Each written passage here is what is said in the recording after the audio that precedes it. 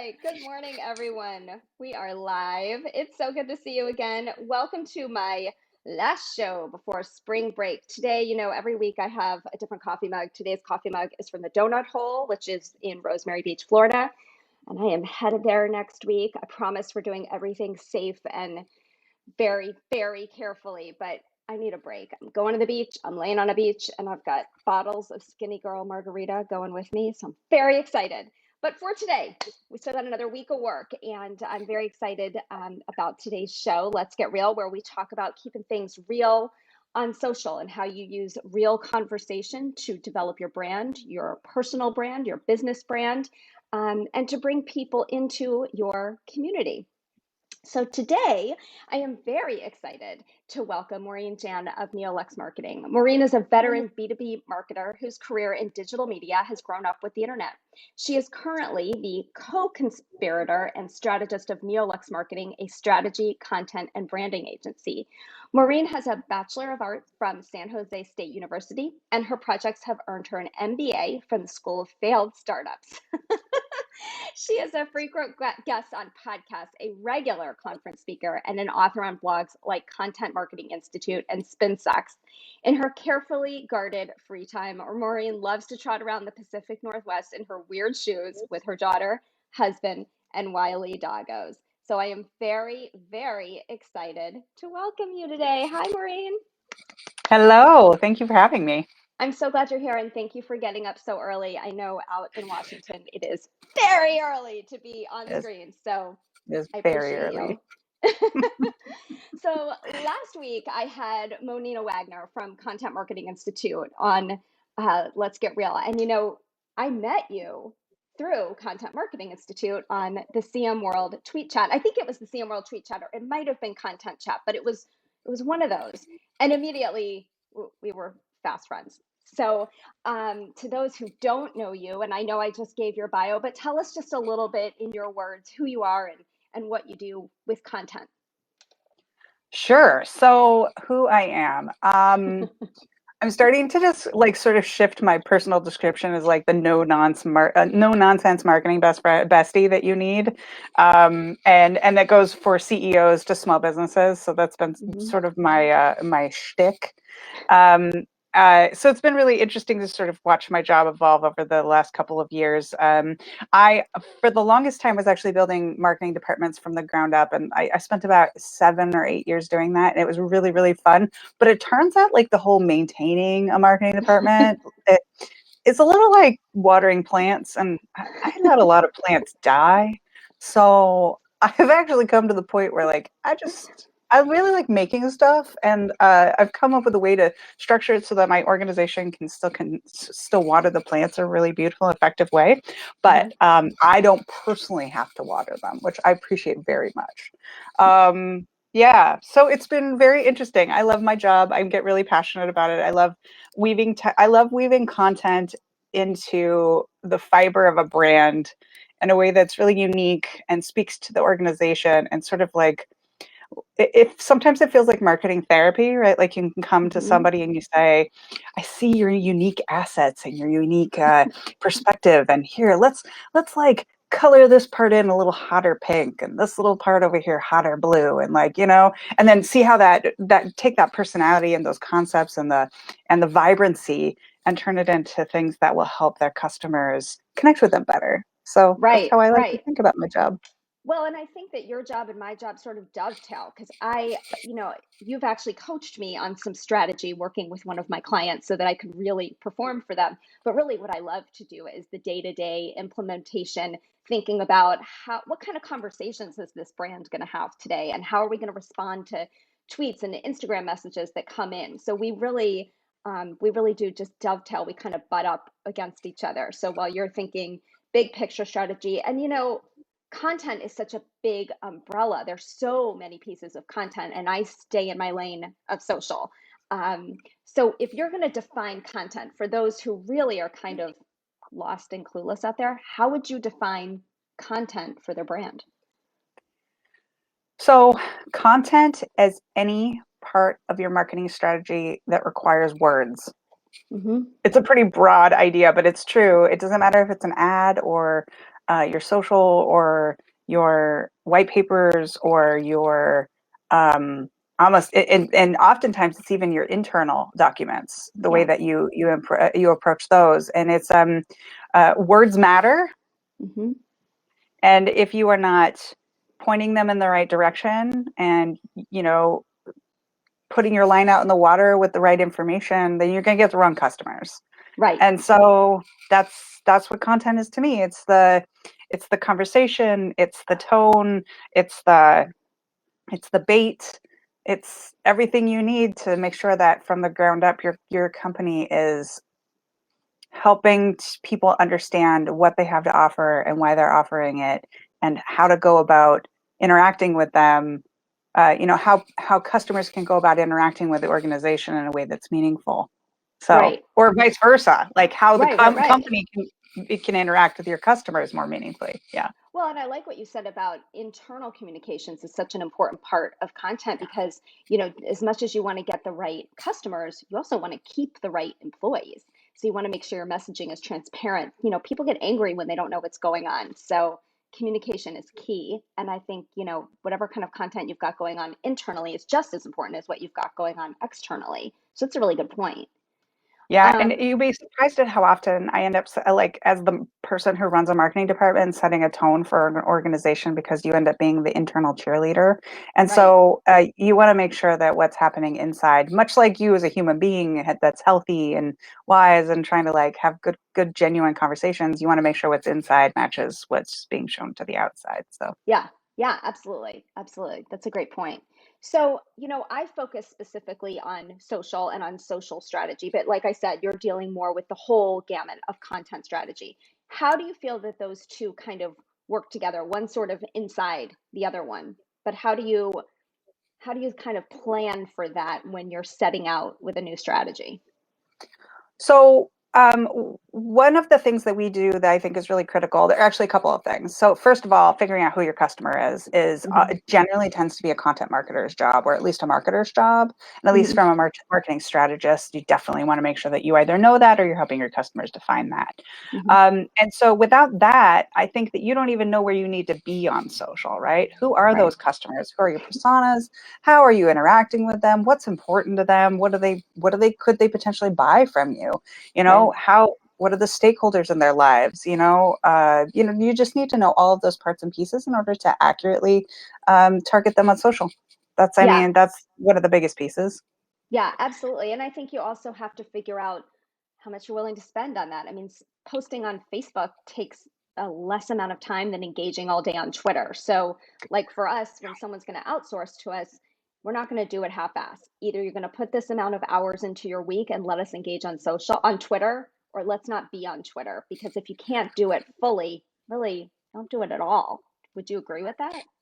Yeah, absolutely. And I think that there's actually a middle bit, like the white stuff in the Oreo. I feel like you need to know what you're going to actually say in the world on your Right. behalf of your brand on social. Like it's Yeah. all fun and games to go on social and know who your customer is, but unless you have like a plan about how you want to talk to them and like both the tone and the type of message, then you don't have what you need to engage with them or be able to like meaningfully spend the money that you're investing Right. without like some core messages. So I agree with you about that. And then from there, like usually when I'm sort of like mentally going through my marketing strategy checklist, and so it's like, who are your customers? What are you saying to them? Where are you going to be? Because they need to make sure that you need to make sure as an organization that you are where your customers are. So make sure you're picking and choosing appropriately, and Right. then how much you're going to spend on it, right?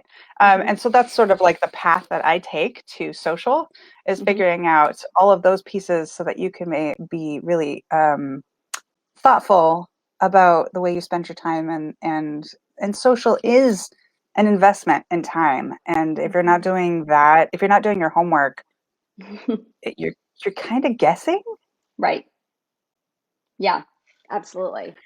So, So let's talk about your experience a little bit. Can you tell us about a really fun strategy that you got to put together and what did you really like about doing oh my gosh. I get to do some really fun projects for my organization. The organization that I did was like my first time being a boss, like a real boss. I was like, yeah. it? And The organization was really busy, and I had a budget, and it was a learning organization, so we were doing corporate learning, Uh-huh. training and development. And it was like being left alone in a candy store as a kid. That's how it felt like to me. So I got to do all kinds of amazing campaigns. And one of my favorite campaigns, and this obviously like layered in social across the board, but one of my campaigns, we actually put together a piece of content called The Knowledge Worker, and Okay. it was all about the new workers, and it was like at a time before like the knowledge worker was a big deal, so like we were Uh-huh. real cool. And uh and You're so so we cool. took things, and then we did kind of a flat Stanley thing where we had like people print out a picture of the knowledge worker and cut it out and like have it places in like the Uh-huh. world for themselves. It was That's super fun. funny. Yeah, well then we took it to a trade show, and we built like an on the floor trade show screen printing booth with the knowledge worker as like the whole That's really concept. cool. So people pulled their own t-shirts on the little screen printing places, and then as they were doing that, the marketing people on my team were actually vetting them for their where they fit on how urgent their need was around training and development. And then they would put stickers on the tags of the shirts and then send them over to the heat setting where the salespeople were hanging out. They had to stay for 5 to 7 minutes to wait for their Okay. t-shirt. So Oh, so we got I them. felt I felt very fancy because then you could prioritize your leads, right? And Yeah. it was really great. And then the next year we did this entire. We put together they were doing an assessment, right, to figure out where you had weaknesses in your organization, and we put together a coloring book and ordered custom coloring crayons from Crayola, which was amazing, Okay. and and so we did this whole campaign where we did giveaways of this coloring book and this custom, and basically you would color in the diamonds, right, and then at the end of it you would fold all the pages together and you could see where your organization needed help. It was awesome. That's really cool. It was really cool. So then we went to the trade show, right, and we took all these ideas and we turned it into like a kindergarten booth for grown-ups with fancy candy, fancy craft supplies, Oh my and everybody. gosh. it That's was really so cool. it was That's so that's what a fun. good budget will get you, right? Well, it actually, have to tell you, was none of these things were that expensive. Oh, that's It was good. just we were super scrappy, and Fun we and like, creative. That's awesome. yeah, yeah. So it was really great, and we used social to sort of seed all of these things and get people excited about it. And it was some of the most fun ever. The second year I was pregnant, and I ended up hitting my toe and spending like 3 hours in like the emergency room, and then getting food poisoning at the emergency room. Oh I my spent the God. rest of the conference sick in my room. Oh, that's awful. So It was so hilarious. yeah, let's go back to the first year. That was way more fun. Wow, Anyway, that's awesome though. That's so much fun to have such a campaign that encompasses all these different pieces. And then in the end, you lead them right to the salespeople. So perfect. yeah, It's really it was cool. a good time. That's great. So you've worked with a lot of businesses and a lot of organizations out there helping to create and develop their content strategy. What are some of the biggest mistakes that you see companies doing when they're setting out on those, those first steps? Not doing it is actually the biggest mistake. Like just saying no. Like I don't wanna. It's too much time. It takes too much effort. Um, I think we can figure it out as we go. And the reality is like failure to plan is a plan to fail. Yep. It's a real thing. And I say that is probably the most recent and the most frequent issue that I see coming up for my clients. Hmm. So I really encourage people to take a 30-day discovery period. And I'm starting to learn, and as you do as a business owner, you're like, oh, that doesn't work. I'm probably not going to take clients who aren't okay with that 30-day discovery period going forward, because that planning is so critical. And you end up Right. being you you you end up setting yourself up as for failure, both Right. as a business and as a consultant, because if I don't know who you are, and I don't get to know your organization, and I don't get to know your message and your product, like I'm gonna be dead in the water. And Right. I am, and you know this about me, but like for your watchers slash listeners, I take my job very seriously. I really want to Yes. see you succeed. I really care. I really Yes. care. Yep. I I actually have a review on my LinkedIn. It's probably the funniest review ever. And somebody said, Maureen really gives a SHIT. You know what I mean? Like, and it was like the best review ever. I was Right, like, because yes, that's what they thank want. you. Right. Right. Well, and we as entrepreneurs, we can't take on clients when we go in day one, we're set up for it to be unsuccessful. That doesn't, Yeah. it doesn't bode well for them. And so therefore it doesn't bode well for us. So yeah, you're right. You've got to take on the clients that are going to listen, they're going to be educated, that are willing to let you teach them and guide them. That's why they've hired you. So yeah, so that's good. Oh man. So once Sorry, a company, I'm laughing because I had a client that like recently and it was just tough. It was like I was guiding and it didn't go well. They're like, I don't yeah, want you to guide me. I just want you to do what I want you to do. And I was like, oh, that's sad. That's not gonna work. I'm not really right. good at That's not that. how, I don't do that. I'm No. sorry. Yeah. Oh, Yeah. anyway. Yeah. Sometimes I'll have a client where I have to continuously remind them, this is why you hired us. Don't forget, this is why you hired us. So Yep. those are the challenging clients that we all have. Most of them right now are not that way. They know that they need No. they know that they need our help, and so they make great clients. Um, so once a company has their strategy, you've done all this work, you've planned a strategy, and they start implementing. How often do you recommend that they refer back to that to make sure they're still on track, or need to make adjustments if things aren't going the way that they planned?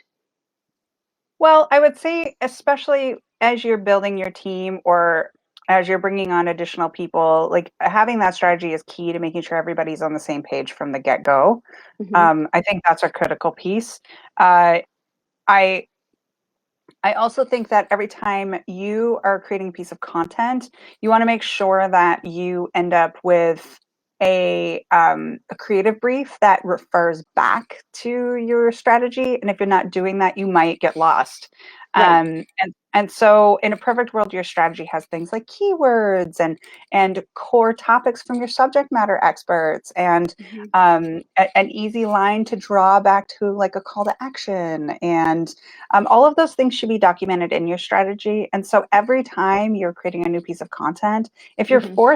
if you force yourself to make a creative brief for each piece of content, you're going to be way better off and way more able to stay true and toe Hmm. the content line in a Yeah. way that's meaningful. So I actually have people refer back to it fairly regularly because you want to make sure that that is a thing. So creative Yeah. briefs are a great way to do that because it forces both you and your writers to stay true to like what you're trying to talk about. That's great advice.